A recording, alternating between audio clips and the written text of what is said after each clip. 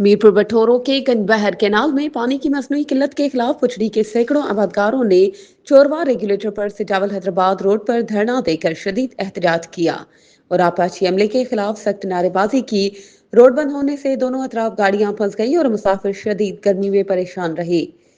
एहतजाजी आबादकारों हाशिम सोढो, अमीन लुंड, रजाक लुंड, मूसा घगर, अली नवाज चांडियो, अली अहमद लुंड, कादर बख्तौर, नूर मोहम्मद रिंद, मौलवी असगर सोढो, रजाक बायतार, हसन सोढो और दीगर ने मीडिया से गुफ्तगू करते हुए कहा कि एक जानिब हुकूमत की तरफ से सैलाब अलर्ट जारी किया गया है, जबकि दूसरी जानिब कैनालों को बंद करके खड़ी फसलें तबाह की जा रही हैं। इनका कहना था कि गनबहर कैनाल और इससे निकलने वाले जाफरवाह, चोरवा, घाड़ीवाह, फतेहाबाह और जोयावाह में आबपाशी अमले की नाअहली और मुबैना मिली भगत से पानी की मसनूई किल्लत पैदा की गई है, जिसके बायस पुछड़ी के इलाकों में धान की फसलें सूख कर तबाह हो रही हैं, हत्ता कि मवेशियों के पीने के लिए भी पानी दस्तयाब नहीं। आबादकारों ने वजीर आबपाशी जाम खान शोरो और चीफ इंजीनियर से फौरी नोटिस लेने